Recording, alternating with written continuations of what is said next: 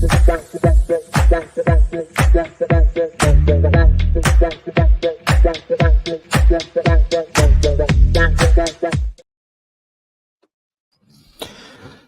a tutti, benvenuti, welcome everyone, and welcome to a new episode of Fratelli di Rugby. Mike, Worth. How you doing? how are You good? you? Good. I'm happy to see you today. I'm pumped, man. Because I'm absolutely pumped today. So, yesterday. yeah. I mean, obviously we've been messaging, but you know how excited I am about talking Italian rugby, even in bad days, let alone days like this. So, we were here during the World Cup, Mike. Yeah, people saw that. We still got that meme of Marcello somewhere. Just bless him. But yeah, mate. It was a special day. Obviously, you know, there was plenty for us to improve on, but hey, like we take those with two hands, my friend. 2, 3, 4 hands. That's it. With the feet, with the hands, with the heart, I can say. And that sort of epitomizes the game yesterday quite well, to be honest. It's sort of, you can draw parallels to those little things that you just said, with the feet, with the heart, with the head. With the guts, con le palle. At times, no? Yeah, of course. Hey, in Italian we say also cervello, cuore, coglioni. I mean, hey, good. The three most important things, no? All together. In our case, of course, female rugby, women's rugby is different, but we will talk about men's rugby. In this scenario, we're gonna have time and space to speak about the next Women's Six Nation. Upcoming Six Nation is gonna be interesting to see how we're gonna develop with Nanni Raineri. But anyway, let's start saying welcome to Phantom, to Lucio, to Matteo, to Robert, to Claudio, to Simone, to everyone. And here we are starting. Okay, Mike. Yeah, I want to quickly. Yeah, I want to quickly start on the contentious point, so we can get out the way, because I don't want to focus on that. Boom. You don't want to focus on that. We know what we're going to talk about. Okay, so listen, right? I'm going to start off and say the ref, had little impact in the game. I thought he refereed really well. In fact, I put a tweet out. I think he was very, very good yesterday, and I think he flowed the game. I watched the game back today as well. You can always talk about, certain points at the game, and that's always going to be the way but ultimately, right, it wasn't the ref's fault the ball fell off the tee, right? It wasn't the ref's fault that he saw the ball grounded, because he asked the question on the ball grounded. And for me, he was exceptional throughout the match. So for me, anyway, let's draw a line in the sand and say, let's not talk about that. It had no impact in the game. And let's move forward. Like, there's a lot that we've got to talk about, and I think a couple of points in the game can't mar and almost like devalue the effort of the Italian team, because they like you said, they put it all out there, including I Coglioni early doors. So that's it for me. What the first half. Yes, look, I'm gonna add to this. I agree completely with you. I was a little bit more sarcastic for what I post on Twitter, and when we spoke about the referee decision. But why? Because it happens on one side, it happens to the other side. So let's talk about the game and what our students, almost, not our players. Sometimes I think about our students understand the teacher, and not only the teacher, but also the books. So let's think about how they grow into this homework. Yeah, also, I think I think there's probably one more bit that we have to acknowledge, and it segues quite nicely in what you said, but the Midi Olympique interview with Quesada, I think a lot of that was taken out of context. Obviously, you probably the one that came up before the game, right? Okay, let's touch upon that as well, and we can put that to bed as well, and then we can just focus on everything that was good about the game that just went past. So, yeah, Otto, go ahead on this one. Look, I think wasn't like the best option, or maybe it was the best clickbaiting for Rugby putting those quotes by Quesada. So they got a lot of engagement on that. But at the end, I think what was wrong is the way also the Italian media, some of the medias in Italy brought back all the information, because it was at the end what he said was the truth, I can say. In general, the truth. Yes, we are happy that this week went well on 2 out of 3 teams that play against each other, so under 20 and senior team. But is it true? Money wise, number wise, financial of the clubs, how much money they have, 2 leagues, not one. But in general, we can just argue about the Welsh situation, which is the more cracking. But if we still see at the Premiership rugby is still good, the quality is good, even if you have missing famous and historical teams and clubs and everything. So I think we have to be a little bit more slow down a little bit when in Italy they put out this article just bringing stuff like, oh, I save it, or I have it, I can show it. Just read the article. Take about the way he speak, because he's always speaking this way. He's clever the way he speak, Quesada. It's That's honest. Probably That's I it. like, and it's not something new, because even with Crowley that happened. They were Yeah. difference, because it's true. It's not an excuse. That's the point for me. It's not an excuse. It's just a reality check. That sometimes Yeah. Yeah, and also I think a lot of things can get lost in translation, because obviously it's from French, so some people might have access to it, some people might not, and they were reliant on external sources which might have misinterpreted what was said. So anyway, for me, let's move on, because I'm excited about the game. I just wanted to sort of acknowledge a couple of things that were brought up on my radar the past couple of days, week, and I'm so excited to talk about this game, mate. So I will give you the first honors.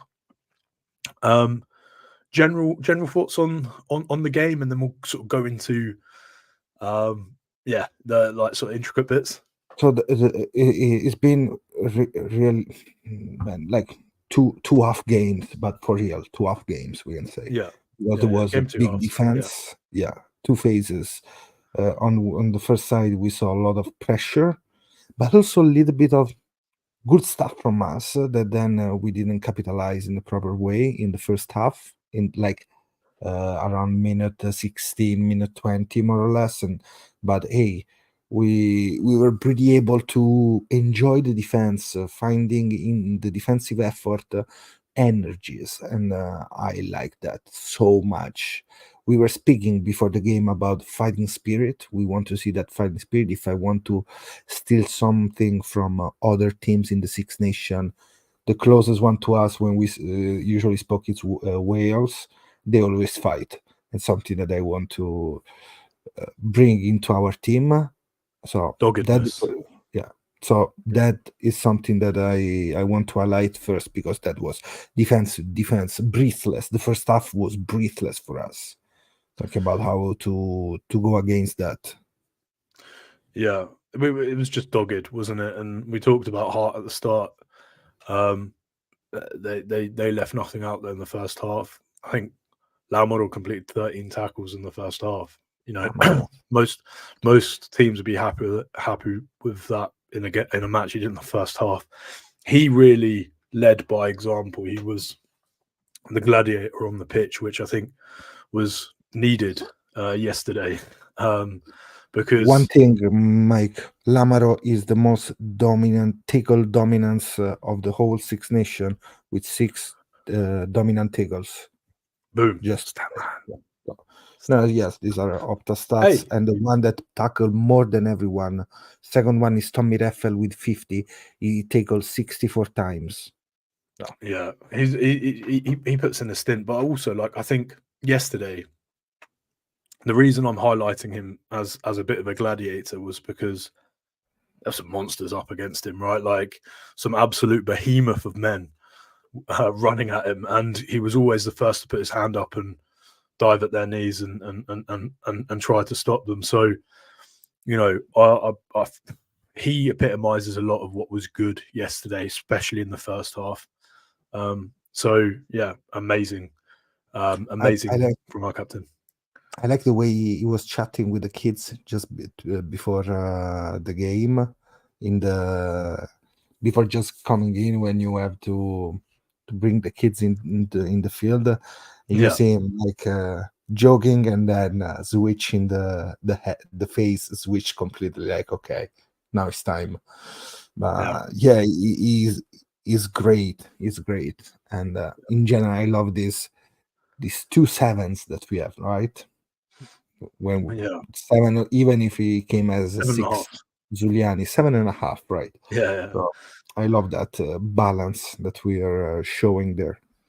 Yeah, I completely agree, and I think I quite like Quesada's idea of the game management and Varney coming on, and we're going to go into the second half, but Varney coming on, like you said, Giuliani coming on, and we got some fantastic sort of game management off the bench as well. Ferrari coming on, doing really well. To be honest with you, it was a team performance yesterday, right? Like everyone did their bit, everyone contributed, and that's all we can ask for as fans. Like everyone trying their absolute hardest, and yeah, I'm excited. What I will say though is France decided to play, let's say, the power game here, right? Like with the big forwards running, and you saw at the start, like the top carriers were Cyril Bay and Antonio in the first half. Like halfway through the first half, they were absolutely trying to punish us and take minutes out of our legs.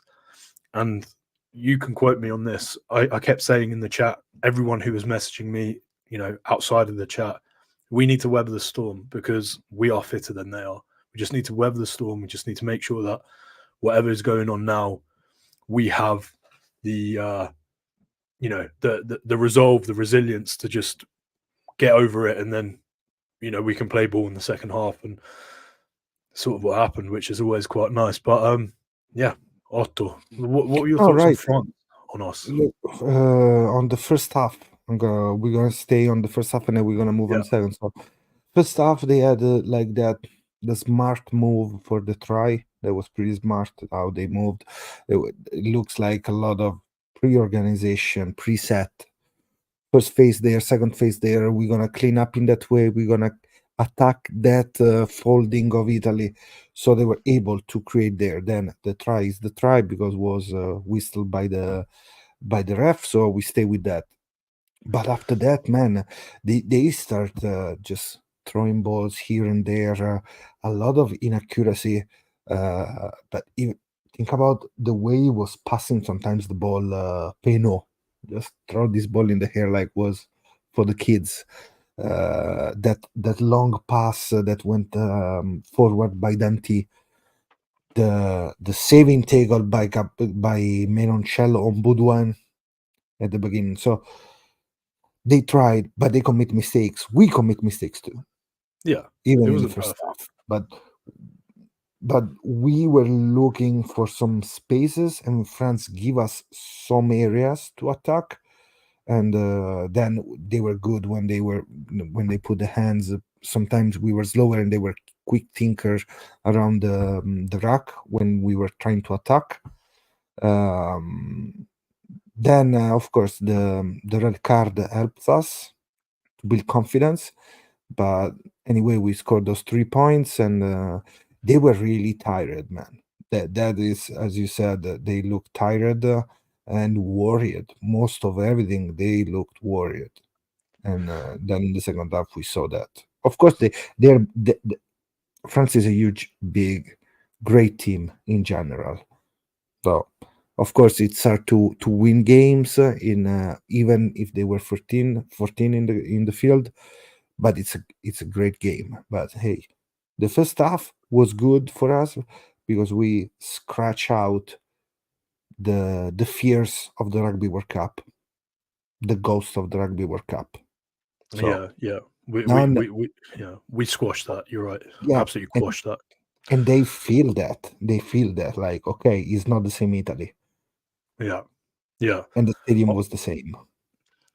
Yeah, and I think actually, you're a coach. Let's talk about some of the areas that we can improve as well, because I've got a couple in mind from the get go. One for me was we were doing really well to get our arms past the tackle, and we were getting the offloads, and the offloads weren't too bad, but they were low percentage offloads, and there was a couple of times where we were caught out.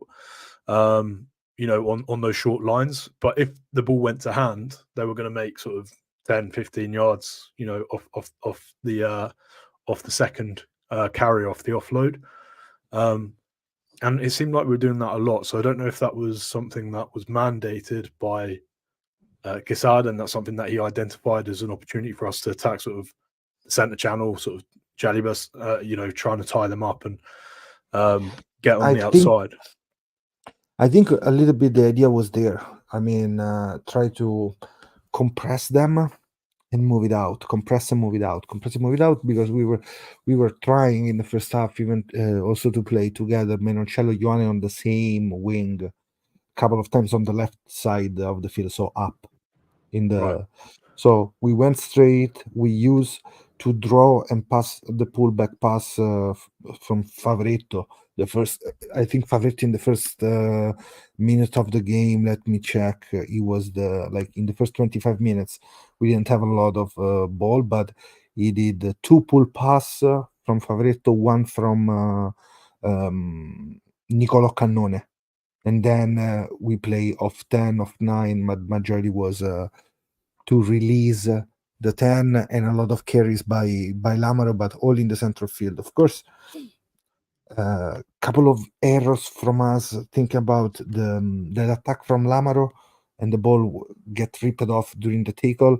And before that, when we were in the opposite part of the field in their territory, we lost a couple of opportunity, but we were spotting some good. We did a great line out, Mike, in the first half when we put Lamaro as a 9, and we put the 9 Pajelo in the line out, and then we attack with the hooker coming around, moving the ball inside, and going in the gap between the first receiver and the tail. Yeah. There is the inside dog leg, let's say, and when we attack in that channel, you can see there is an open space. Just if we move that ball one pass more, that was a try. So we spot good areas to attack, but then was maybe poor the decision, was better the defense to cover on those situations. But we had a couple of good areas. Yeah. I think for those of you guys who didn't sort of tune in at the halftime, there was a couple of things. Like for me, it was just simple sort of simple inaccuracies, to be honest. Like, presentation of the ball was absolutely key against a French team that were trying to slow everything down they possibly could. And there was a couple of times we were our own worst nightmare, like our own worst enemy. Absolutely. Because we weren't sort of presenting as cleanly as we were. But yeah, it seemed like you said, it seemed like this was an effervescent. There was energy. There was, excitement from the team itself, and you could see them growing like as the time went on, and we contained them for so long at 10-0. You just saw it in their eyes. There was belief, there was ferocity, there was everything that we wanted to see at the start. You and I, for everyone else that's listening, I messaged Otto and I was like, Otto, what do you want to see? Like, what is it that you expect from this? And he was like, I expect everyone to fight every second.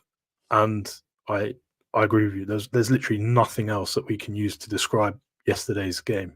They were fighting for everything. So yeah, and is the only answer that you have sometimes.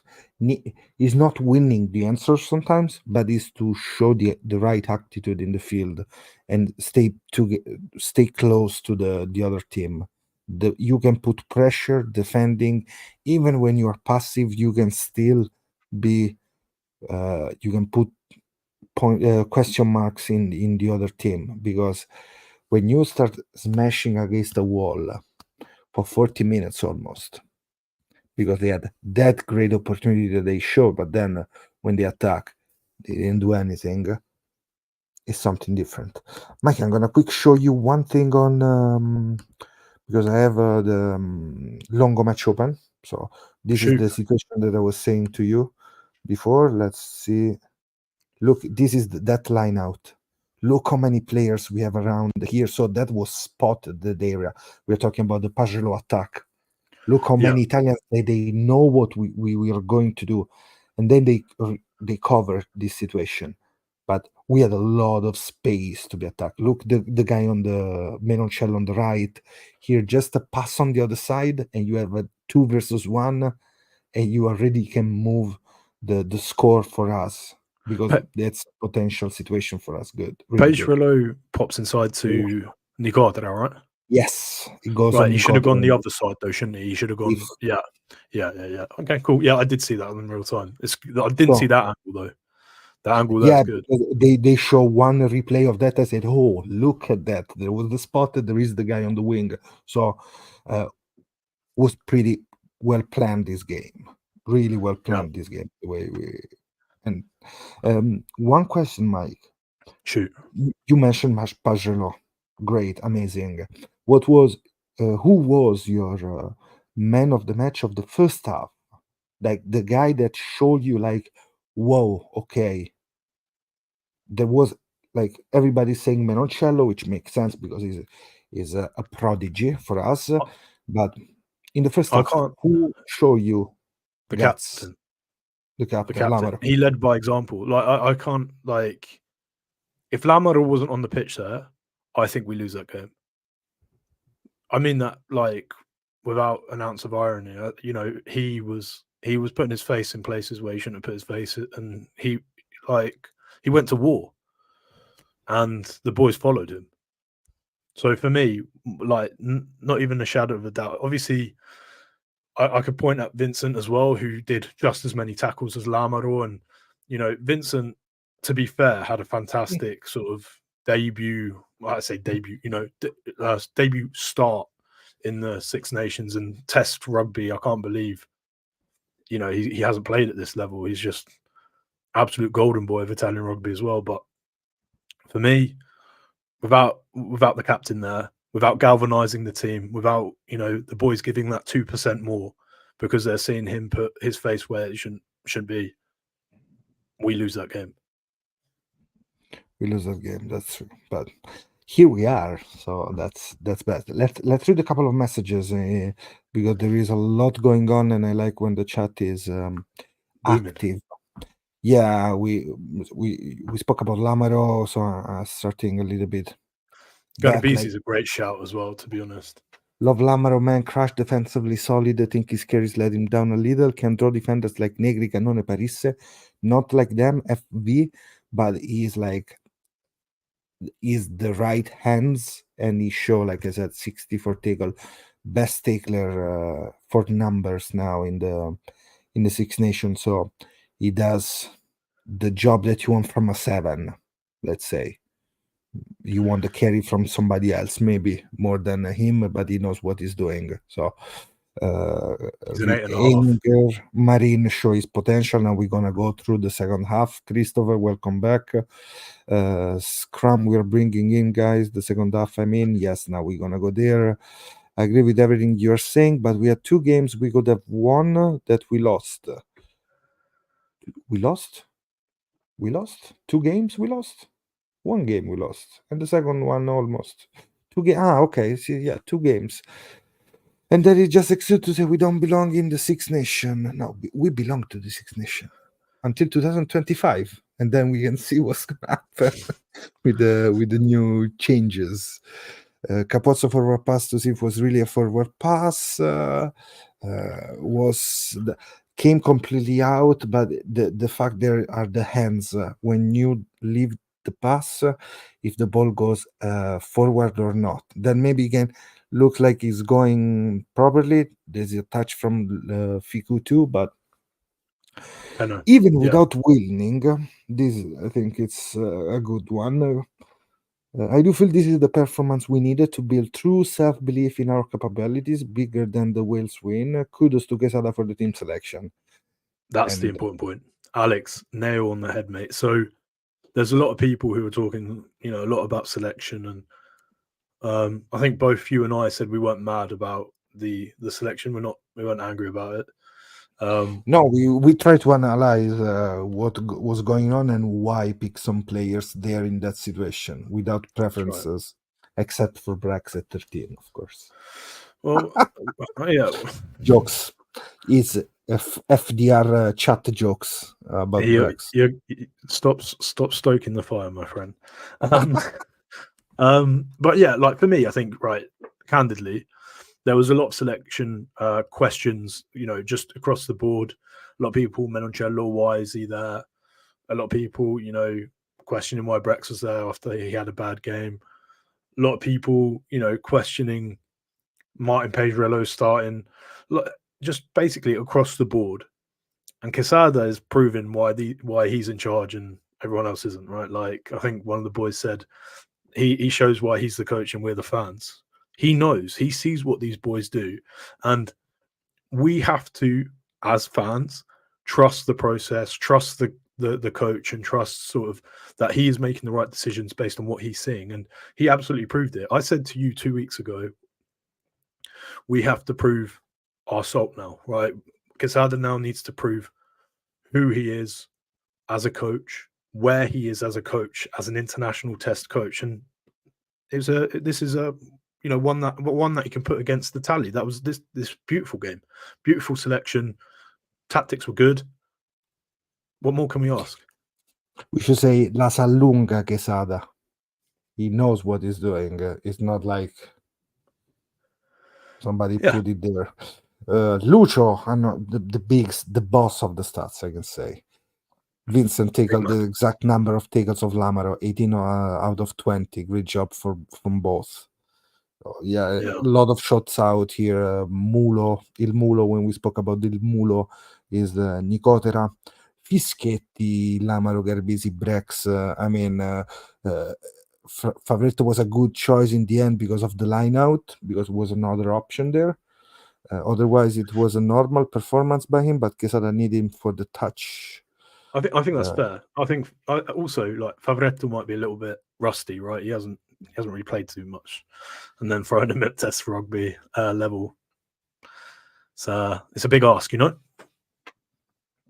it's a lot, but at the end, everything paid this week, I think. We were lucky too on this side, Claudio. We spoke yesterday about this, so I'm not going to repeat myself about this. We spoke in Italian about situation. We love Italy. Jabel Philippot. Yes, Jabel. Okay.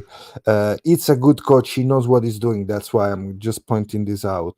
That's mean that even being like a younger coach for an international team, like us, because he was assistants for France years ago, he showed like tactical wise everything was right. We were still there, and it's not my fault if Dante headbutt Brex. So we have to take that. Sometimes goes against us, this time goes for us. So it's part of the game at the end. I don't even think you needed to explain that, to be honest. I think at the end of the day, it's their responsibility to sort out their discipline, and it's our responsibility to sort out ours. I don't think there's much luck involved if you see a player coming from 30 yards and you can't adjust. Like, the picture hasn't changed. So anyway, that aside, Luca put this out, right? So Luca, for those of you guys who are listening, he goes, a big difference between Crowley and Quesada is that the second one prepares the games in terms of who we have in front of us, trying to block their strengths and not only to focus on ourselves. So what Luca's saying is different horses for different courses. I am 100% of that mantra. You play for the team in front of you. You choose the best team for the team in front of you. You choose the best tactics for the team in front of you. Not necessarily the best team, not necessarily the best tactics. It's about who is in front of you. So yeah, I think that's a fair comment. I also want to caveat that with Kieran started from next to nothing. Let's be honest. He was playing a lot of young players, and he was trying to get continuity. He was trying to build a style of play. So he had to keep some uniformity, right? Whether that was going to change if he got another 4 years or not, I don't know. But that's the point, right? Those are the big what if in general, no? That we're gonna have, but we take what we have now, and always, yeah, absolutely. What I like about this is like keeping the evolution of the game, keeping some strengthness from what Crowley was doing in those couple of years, because if I think it was only 2 years, you see a lot of changes in what we were. Like today, I think Emanuele in the other chat, in the Italian one, said like how important it is to work from respect and credibility to keep fighting, because now for me the focus seems to be like attacking without the ball, defense, organization, no pressure, not staying under pressure even when the pressure comes, because they have the ball, territory, and possession. So a lot of stuff goes in the right direction. Now we have to keep trusting this process, because the process, I think, they are all around what is this team more than the coaching staff. Young team, how many under 23s we had in this team? 12. I mean, bonkers, no? Absolutely insane. Absolutely. And also, we're going to keep topping them up as well. There's players that questionably, arguably, right, if you're looking at the people who argue with the selection, could have gone in and they're younger. You look at some of the under 20s and you start sort of looking at where they might slot in, and you look at some of, the players that recently played under 20s who unfortunately haven't broken. You start looking, saying, okay, we still got Rizzoli, we still got Genovese, we still got all these players that are doing really well. Jon, if he gets back fit and starts playing, we've got all of these players, and you start sort of picturing where these players might go. Ironically, I picked 3 props, but we tend to have some bad luck with props when it comes to tournaments. We seem to always get them injured. So, right. So the point is, right, we have an embarrassment of riches now, right? We can say that as Italian fans, we've got some depth, and now it's sort of Quesada's problem. It's a good problem, but it's his problem now to say, okay, where are these boys going to go? Which are players of interest? How is this team going to look in 3 years' time? Because obviously that's his tenure, and now he needs to start building it out. And I think we've got some interesting one. And actually, I think Kip's put out a really interesting question there. Yeah, I was going there too. It's interesting this. So I'm going to ask you, because I have no idea, right? So what we think about the second row? Roots hasn't missed an international match since late 2022. We're trying Zambo or Favoretto at 5, or wait till the autumn. Wait until the summer, not the autumn. I think the summer is gonna be really experiments to reach, like, to put everybody on the same page, the big huge group of the summer, to build up on 3 games in the during the fall, during the autumn. So I think that is where we want to go. Zambonin is showing nice brain. We're going to talk about the second half, but he put in a stint defensively, mate. Like there's one play where he like gets his little giraffe legs. He gets his giraffe legs going, and he covers a lot of ground to stop a 2-on-1. Like he covers a lot of ground on the drift. I think we can go there more than Favoretto 5. I think we can go, because I don't know. I think Favoretto can play really well with Ruzza, like what he's doing Cannone, that kind. He's still so young. And also, I'm gonna highlight this because we use at least 4 men as jumpers. If we use at least 3 jumpers, plus we put at the end Favoretto, Cannone, Ruzza, and Vincent.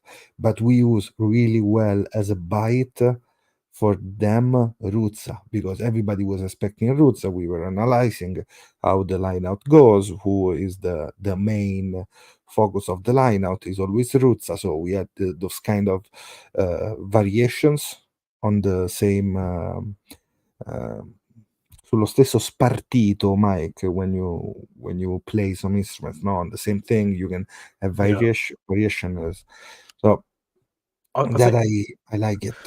I like I'm it a going to lot. ask you a question, Otto, right? So just on the point that the boys are making in the chat, for you, is the summer the time to experiment with the intention of having a settled team in the autumn to play, some pretty big tests, right? If Georgia's been confirmed, if New Zealand's been confirmed, obviously we got some bad blood there as well. And we're going to try and right some wrongs, right? So for you, is it focus on the summer to make changes and then understand who our best team is going into the autumn, or for you, is it use the summer and the autumn, for preparation for the tournament, which is the Six Nations? Like, what is it for you? I think we can use the summer to test some players without the pressure of a Six Nation, but with the pressure to play away, because maybe a situation like that can be hard, but it's different than the pressure of a Six Nation. And what brings a Six Nation media, but also our fans, tifos in general. So that is for me the big thing about this. What can happen this summer? We can, of course, we know some of those players, but it's gonna be interesting. But and then I'm gonna add to that. I hope we're gonna see the under 23 keep playing the Italian selection on under 23 during this summer or maybe this autumn, because we need those kind of players to be exposed to some kind of level.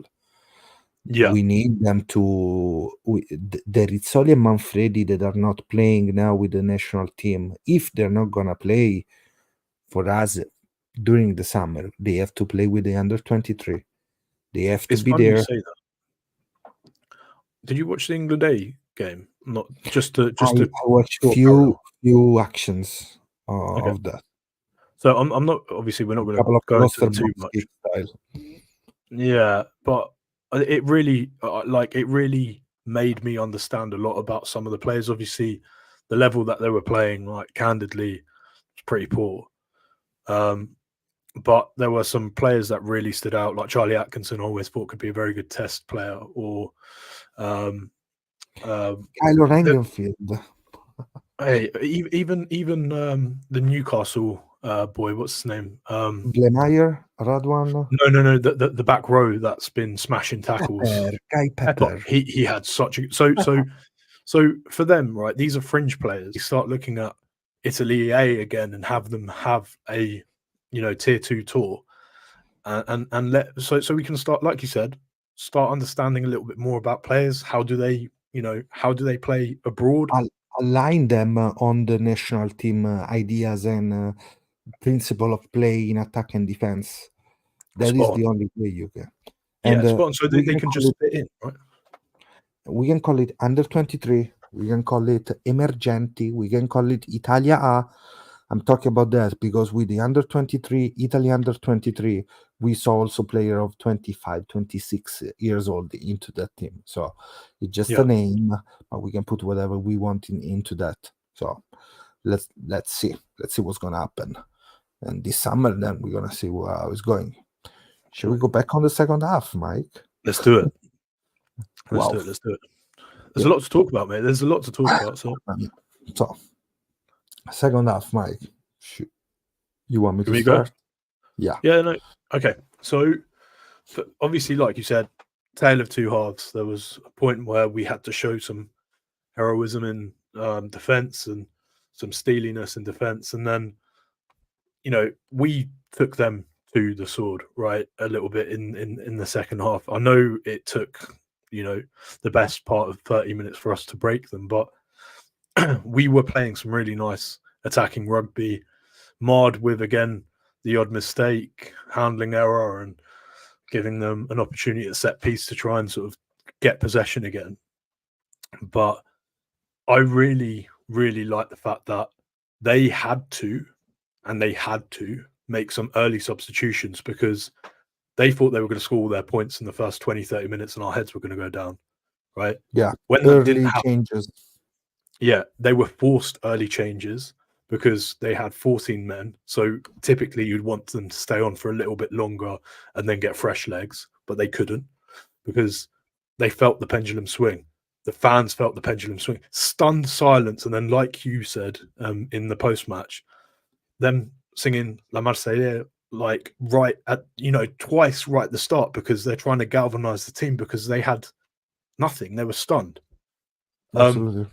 That for me was satisfying. That for me was what sort of epitomized the second half quite nicely because it didn't go their way and we bent their will. It wasn't they were making mistakes because they were playing poorly. Like we were forcing those mistakes. We were forcing those poor decisions. Like Jalibert crossfield kicks and stuff were ridiculous. Oh, sorry, Alexis just picked up. Sorry, guys. It's funny. Look, I'm gonna add to that.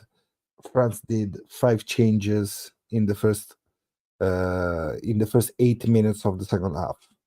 But before the 50 minutes means 50, they already did 5 changes. I'm gonna tell you, they put Legarrec in for Luku as the last change, and Rumat for Woki, Aldegheri for Antonio, Movaka. So they changed the full front row really early because they came in with Baye, Tuilagi, out Tuilagi, out Movaka, Antonio, Woki, Luku.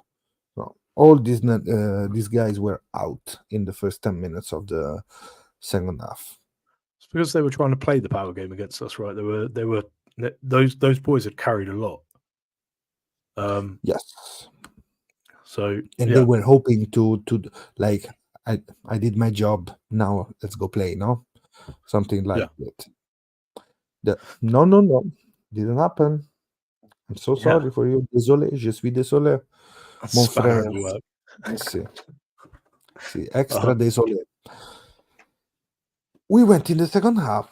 We score at the 10 minutes before the end of the game with Ange Capozzo. Ange Capozzo is the guy that scored most try for Italy since his debut for Italy in 2022. So he's like the top player for us to score tries, I can say, at least for that specific point, try scoring. But we saw in general in the second half, like really well played by Giuliani when he came in. I mean, the last penalty we got was something we were expecting from Giuliani since the first game of the Six Nations, no? Put in the hands, turnover penalty for us, and then arrive at the end. So we saw that. We saw Varney playing well, I think. Was really hard to play against Penaud on that side, but in general, he played well. Who else? We didn't see Canali.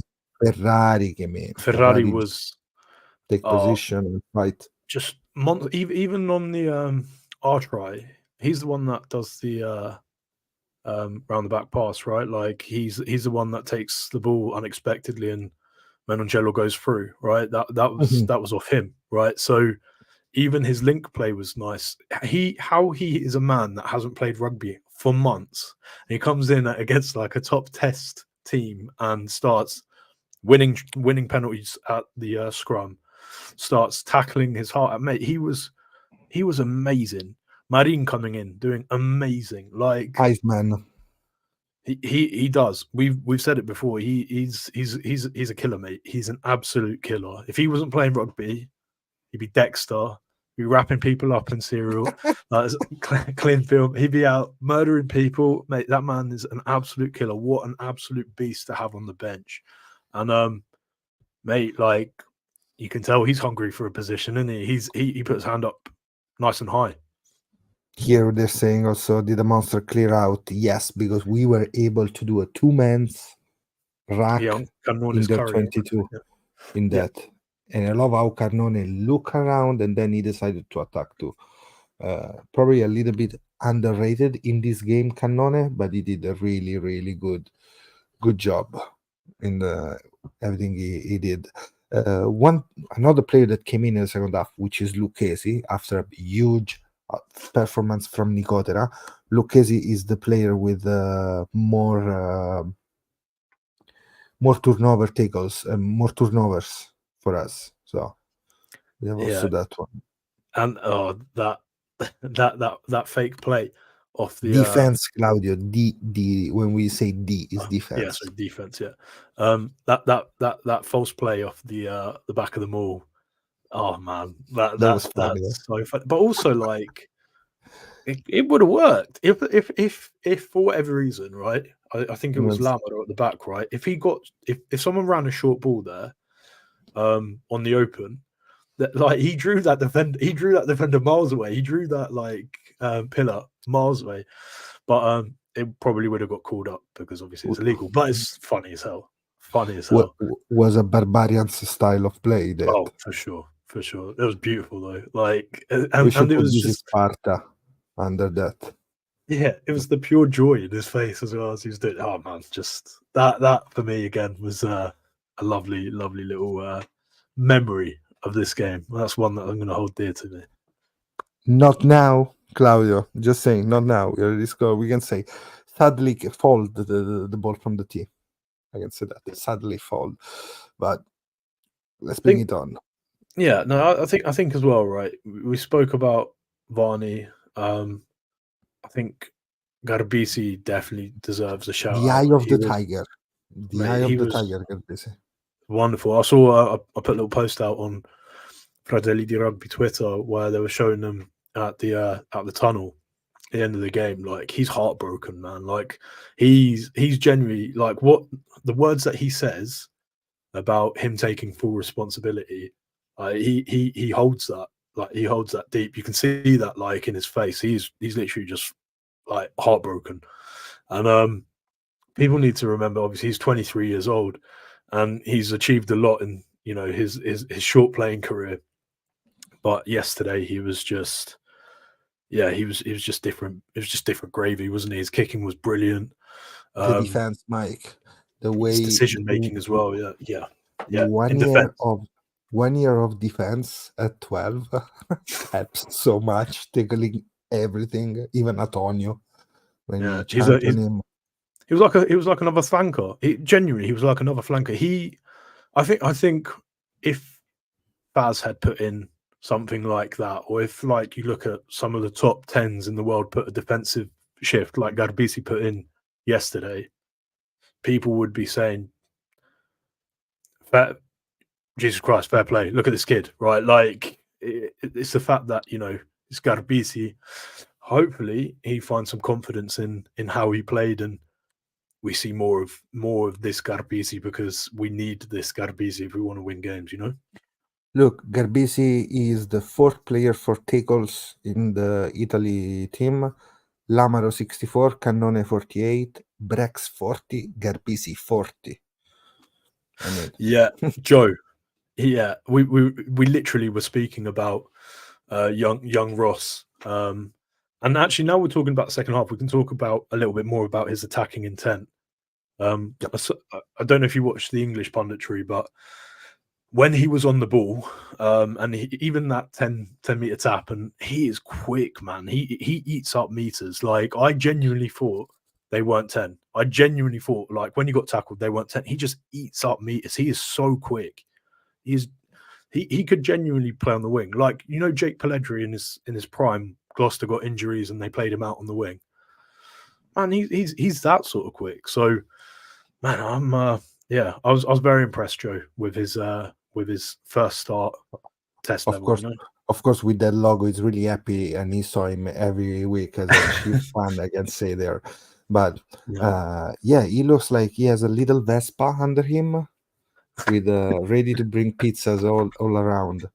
I think I should make some meme with with him. I have to try to make something with a Domino Vespa there. Domino's, if you want to send a couple of pizza here, happy to eat it. Right, we're here anyway. So. Oh no, we have to eat pizzas. Oh god, I have to. Oh no, we have to eat pizza. We have to drink sodas or some beer. Crap. Crap. Mate. My diet is gone. Anyway, guys, if for you guys who are listening, if you don't mind giving us a quick like, because obviously this will help us with the algorithm a little bit as well, and we'll get more people in the chat because we love it when it's like this and it's popping off. So if you don't mind, you've got a couple of seconds, give us a like for my unscrupulous suggestion. But gents, really enjoyed this discourse, so keep it up. Menoncello. We haven't even spoken about Menoncello. Because we live. Do we need to? Do we have to like cut a little bit of the podcast just for him? Lasciamo il dolce alla fine, just the good stuff at the end. After a good first half, after a good second, so we got a good piece of we got a pasta, we got the meat. Now we can think about the sweet stuff, right? Yeah. So, he killed a man. He killed a man. But we'll leave that. We'll leave him. We'll give Menoncello the segment he deserves at the end, like you said. But one thing I want to say is I know obviously in our chat they were speaking a little bit about some of the player scores and all that stuff, right? They were talking a little bit about. Now, I don't think there was a bad player on the pitch for Italy. I've got to be honest. I don't think there were some players who maybe made a couple of mistakes, but they would net positive in my eyes. They did more good than they did bad. So yeah, like for me, I think if you take a lot, if you haven't watched the match and you just read like the ratings and take them with a pinch of salt, okay? Yeah, my opinion, ratings are always something really subjective. They're good. They're subjective. They're good just to chat and to create engagement. Yeah, my opinion, because you can talk like, oh, why that guy had 6.5 instead of 6? Why that is 5 is not a 6? Why is a 7 is not a 6? No, I'm sorry. That's my opinion. Who wasn't like really good, but probably for opportunity to shine, but still good. I think, for example, Mori had a good game, but not a lot to show in some areas.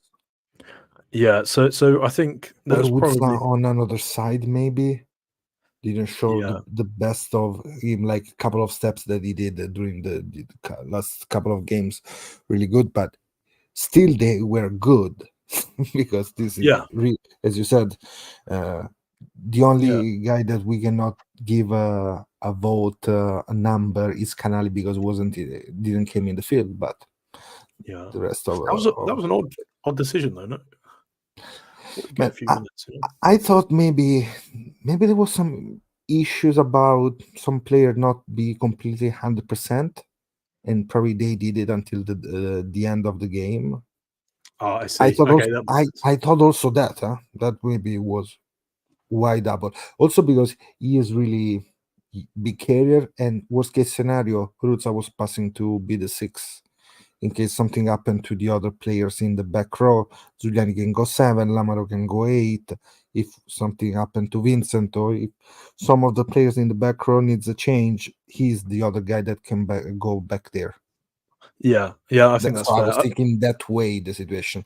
Zambo Canali can work together if something was going to happen to Cannone, but maybe for those reasons.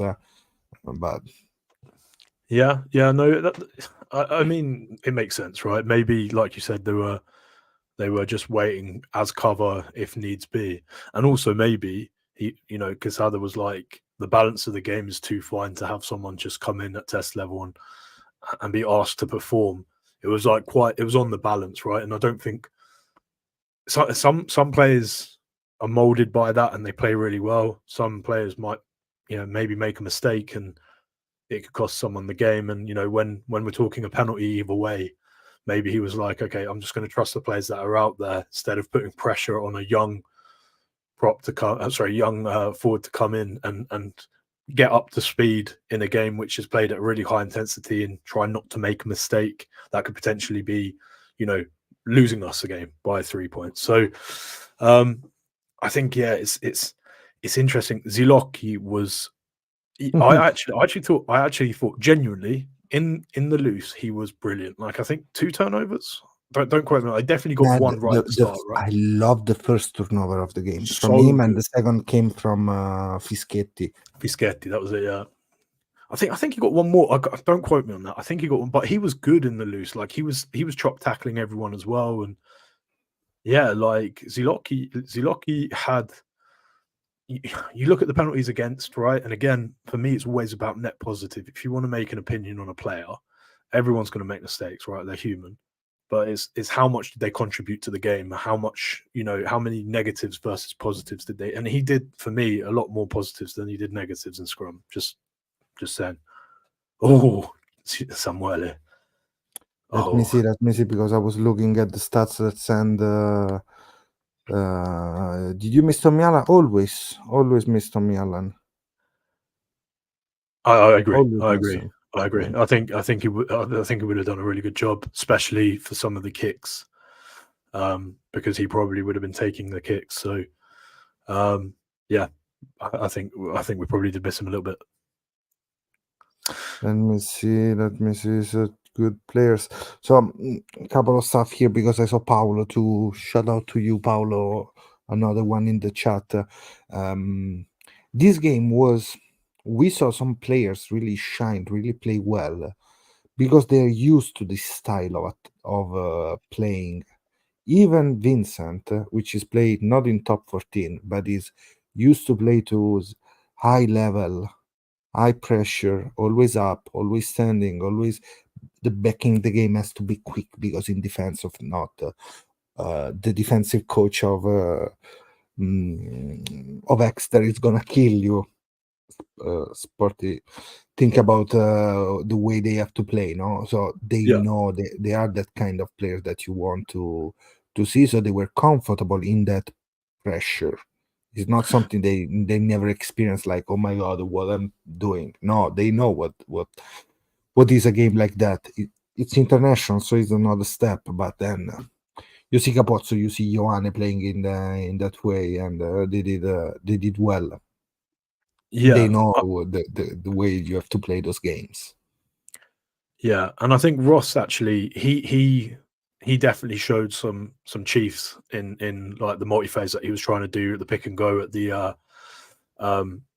in attacking rucks, like where he wasn't sure if there was anyone behind him and he didn't want to risk potentially losing the ball. He stood up and he kept strong, and he was doing like those short pick and goes. And those are guys who watched the game back. I watched Vincent very closely, and there was quite a few occasions where maybe our support was like half a second, maybe quarter of a second too slow, but he wasn't risking it because obviously he's quick and he was there like before anyone else. He just picks it up and takes responsibility. That from a 21-year-old man is impressive. That for a 21-year-old man, that is impressive just in club rugby, let alone against France at test level. And Joe's posted another loaded question. Another huge call. Actually, this one is for you guys, right? Which one would you have, Ross Vincent or Lorenzo Cannone? And Joe, as an Exeter fan, I'm a Gloucester fan, I have to tell you this, so I'm sorry, but would you like a player like Lorenzo Cannone at the Chiefs? Just a little question. So Ross Vincent or Cannone, I can say both, of course. Ross forever, for me Cannone. They are different kind of players. So they're not the same style of number 8, I think. No, they're both very, very quick, though, aren't they? Like, but they are really good. Yeah. Yes. One looks huge, like Cannone looks huge. But we didn't see still. Can we pick based on the opposite team? Lucio, this is yeah, Lorenzo's class, okay. But like Simone is saying here too, this is a tough one because both are really good. One is hectic, kinda busy though, so busy.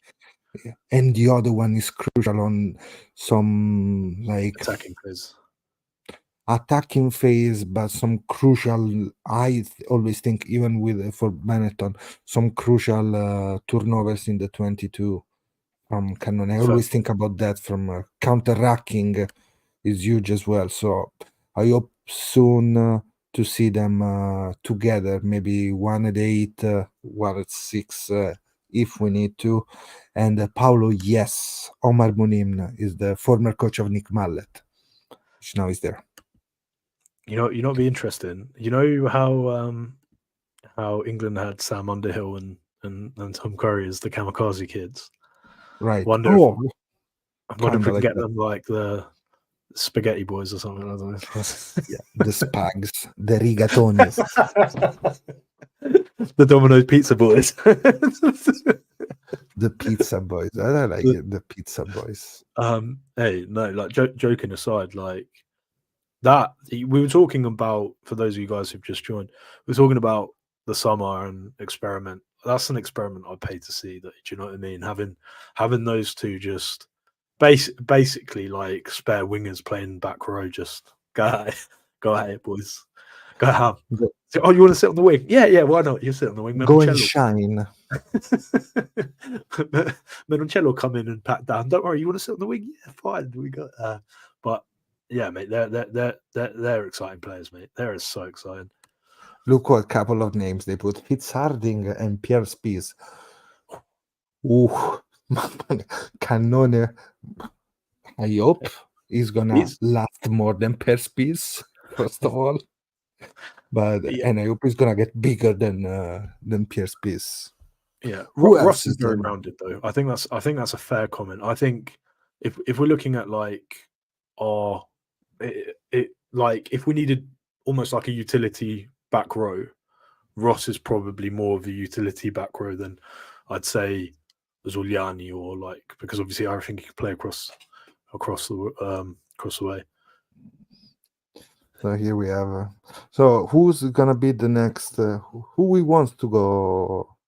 I don't know, to Subway, to Domino, to Pizza Hut. We want Odiase at Pizza Hut now. David Odiase at Pizza Hut. Rude not to. Let's call his agent. Botturi at McDonald's. Something like that. Yeah. That's but yeah, yes, we are talking about the fact that Polletti used to work at Subway, as Simone said here, and the moral of the story, as ACTC saying, work for a fast food chain to play in the Italy back row. So if you're playing, and if you have a future, a bright future, young guy with pimples on your face, it's one of the requirements. On your hands. It's one of the requirements. Yeah, so to play for Italy, you're gonna have to do time in a fast food joint. Yeah. But yeah, going back to the game, we spoke about, everyone sort of very briefly. We spoke about Capuozzo, we spoke about Marin, spoke about Garbisi. I think as well, Fisco. Do we just expect him to do what he does now? Is that why we talk about the unsung hero? Is he, or just expect him to be the unsung hero because he's, a guy that works really, really hard? He's a busy forward. Probably you're right. Probably he is the unsung hero of the game. I think Fischetti. Just do we just expect it from him? Do you know what I mean? Like, is he just that class? Just because you pointed out, I'm so happy that he's gonna stay another couple of season at Zebre. So it means there is a project going on at Zebre, and they're building up on their best, and that's huge. Having Fischetti other 2 years, that's huge. Congratulations for the achievement, for the contract, for him, and of course, Big Jake Ferrari. 2028. Yeah. So two leaders there as well, right? No, absolutely, 2 leaders. Let's see here what they're saying. Luca, best thing of the game is the rising challenge for a shirt on the field. Agree. Spagnolo was great too. Yes, Mr. Quasimodo was huge in the way he came in. Man, they call him in this wide, way. Yeah. It's wide. I didn't realize how wide he was until we put those white shirt on. That wasn't flattering for him, my friend. He is a wide man. Man, the gelataio shirt make everybody big. The white. If you are big, Don't put a white shirt. Mate, because if not, you're gonna be a big ice cream. I think that's why we started winning scrums. He was like, Jeff, Jesus. Oh, Like, I was thinking that's why I always wear black stuff, blue stuff. I was Christopher Ridley was like, we talk about Cece being a fridge. He's like, you parked this oh my god, it's so human. It's just this man in front of him. It's just like 3 times the width of him. Like, hey, Claudio, we've got a designated Menoncello segment. Don't worry, my friend. Yes, we're going there. Mamma mia, so huge that guy. He's like man. already 2 Pasquali. Right. He is, and Pasquale's not a narrow man either, my friend. That's why. No, you're right.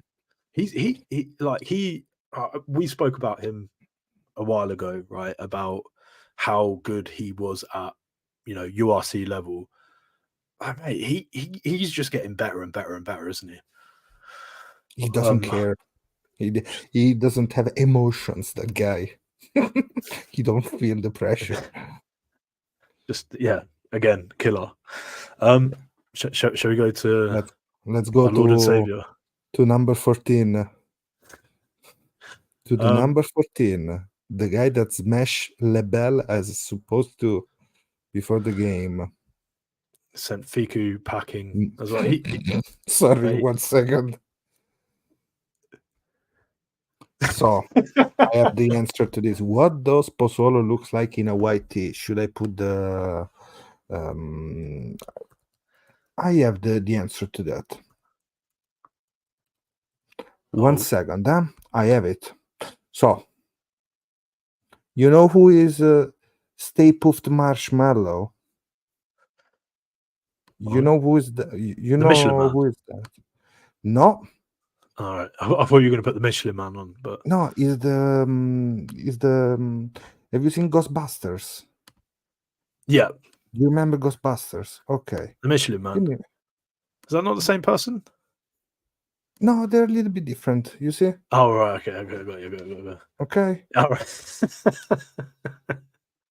Okay. Yeah, they're a little bit different.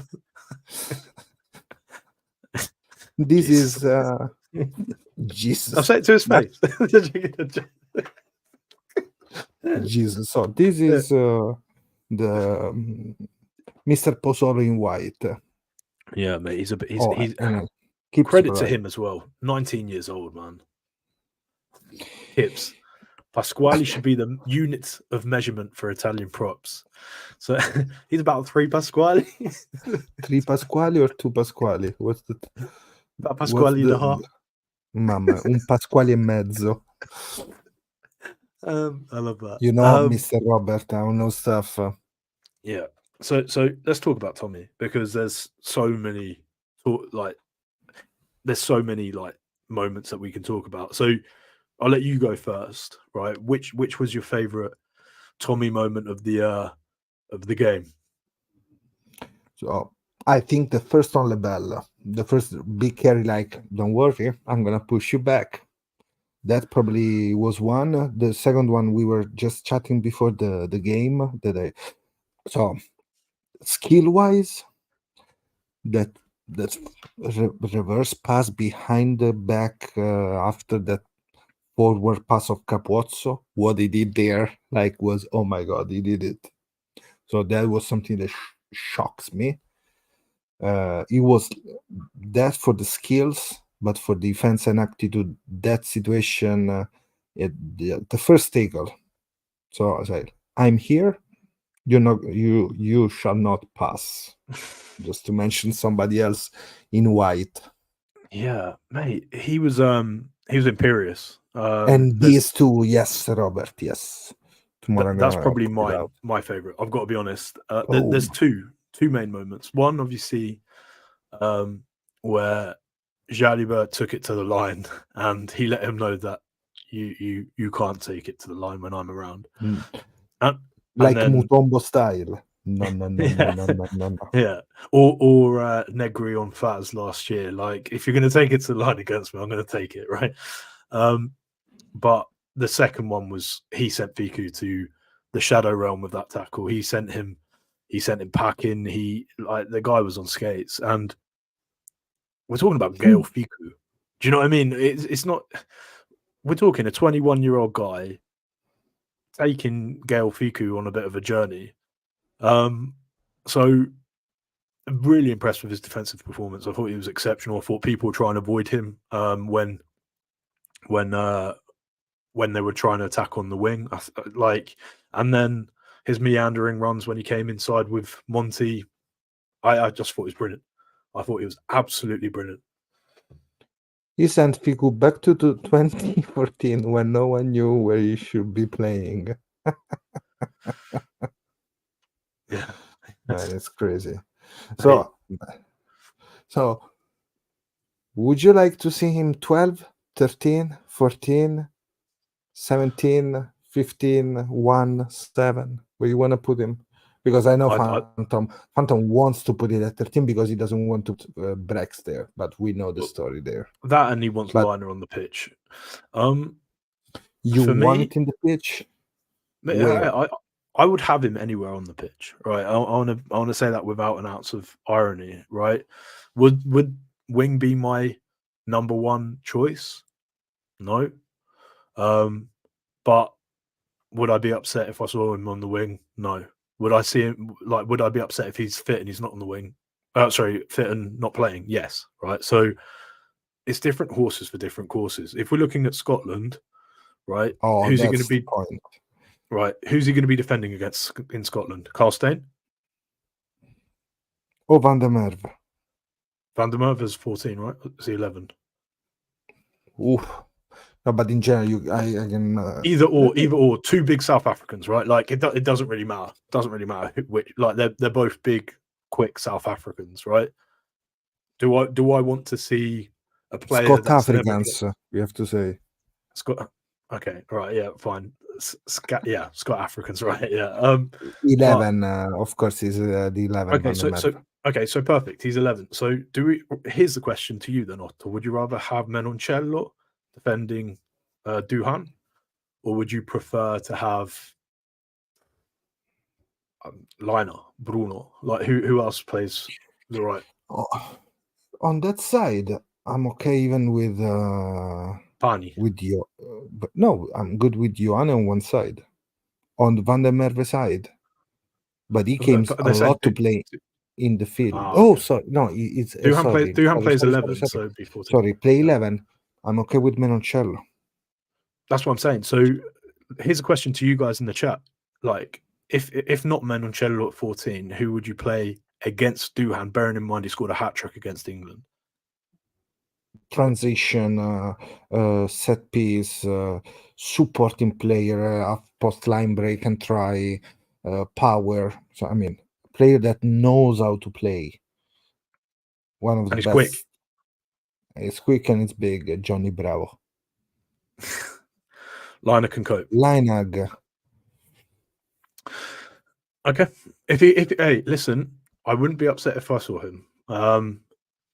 But my one thing I'll say with this, Phantom, so people, just for those of you guys who are listening, Liner can cope. Liner is a big boy.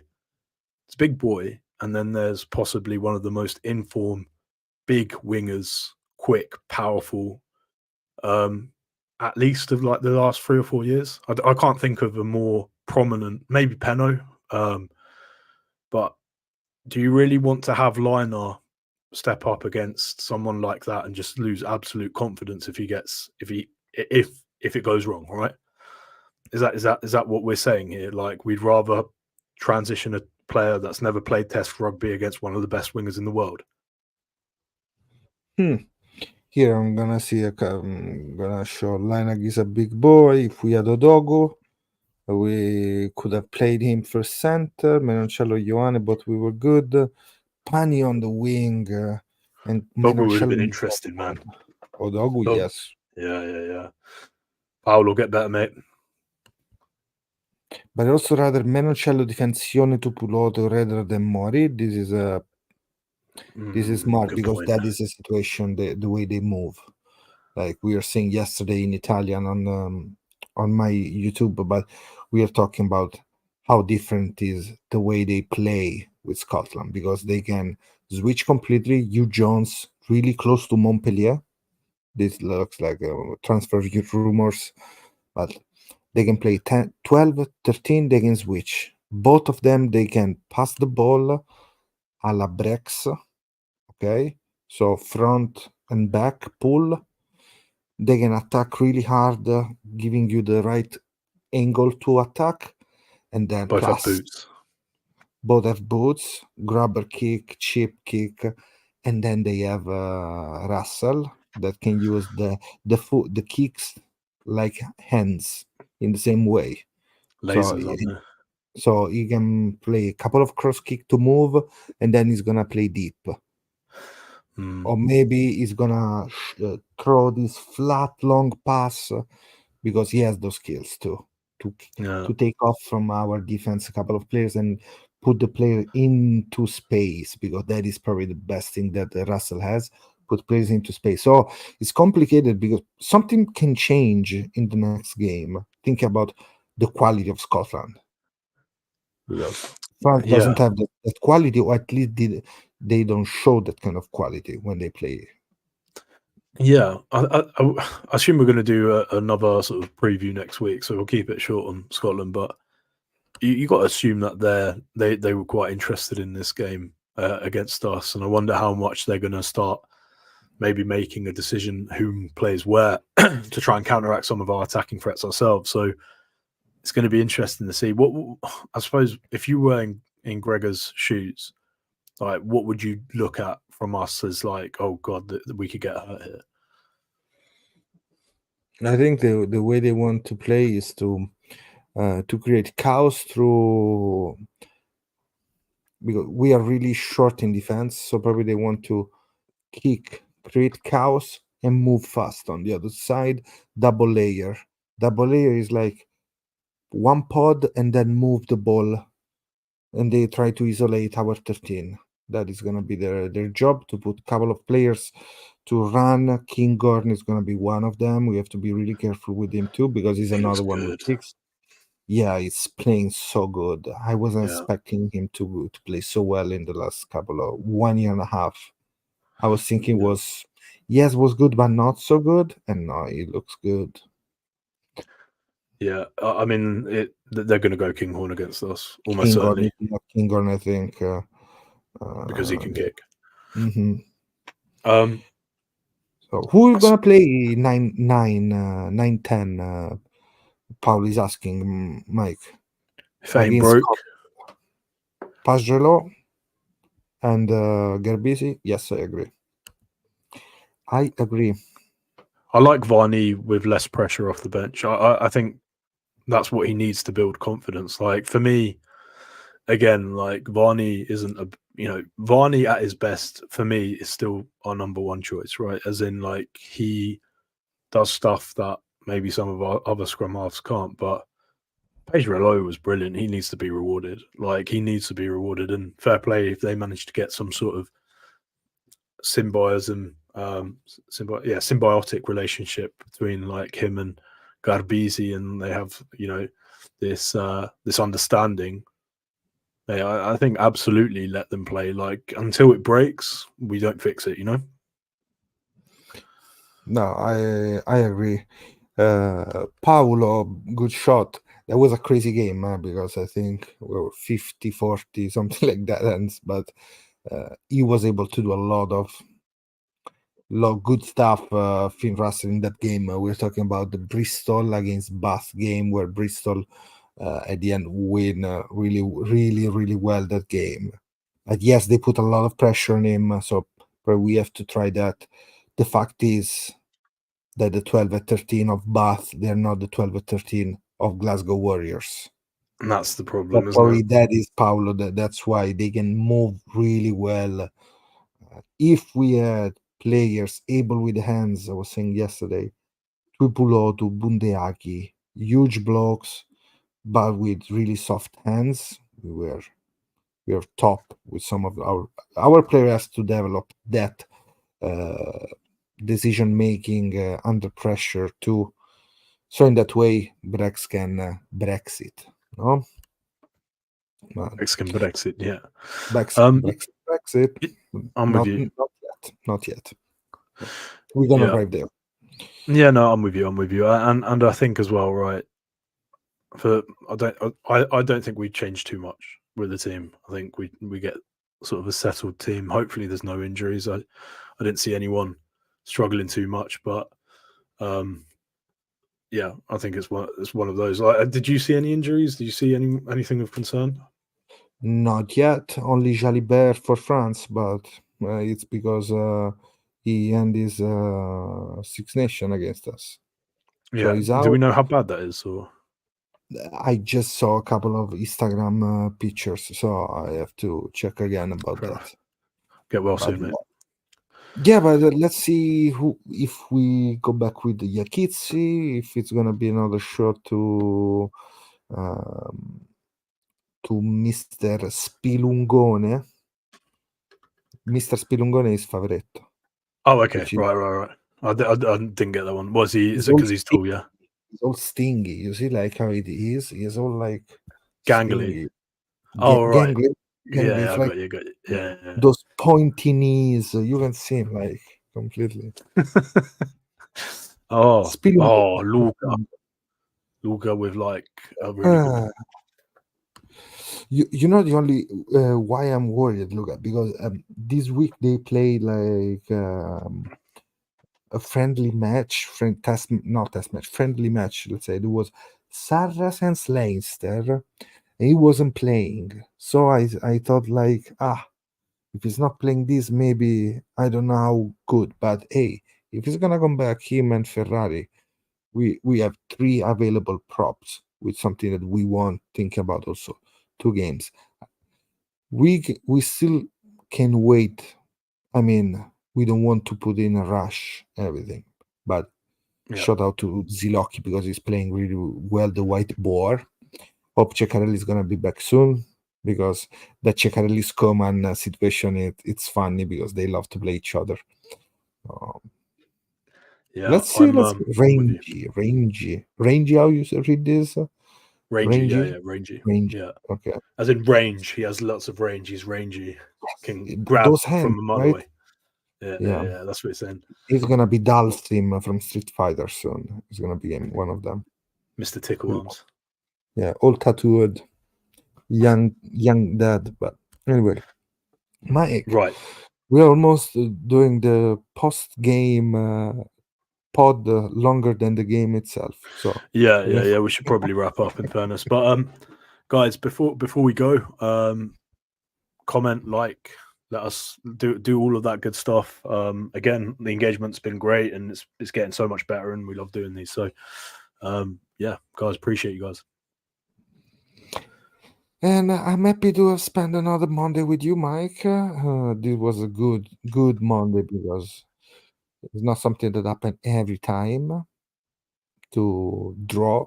This was the best, our best result in France ever since the starting of the Six Nations. The second best result after the win of 1997 in Grenoble. Yeah, in France, yeah. Yes, and we're back in the top 10 for.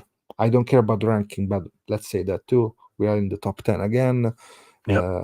We abbiamo sorpassato. We passed the Fiji. Yes. Yeah. Okay. Long may it continue. Long may continue. That's true. So, Mike, thank you, and thank you all the 30 people that were connected live with us today. See you next Monday. See you next game, of course, and go check our Instagram, Twitter, and everything. We're gonna put something else new, and who knows, maybe it's gonna come some new special pod before the next game. Just putting the couple of words there. Who knows? Let's see. Maybe yes, maybe not. I'm still thinking about Marshmallow Puff Twilaggi. My head. Oh man. He will eat you. He will literally come and eat you, my friend. Oh, no. Look, I'll have last question. Shoot. The Ninja Turtles. There are 4.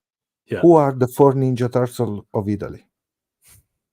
Well, one's got to be Spagnolo, one's got to be Fischetti.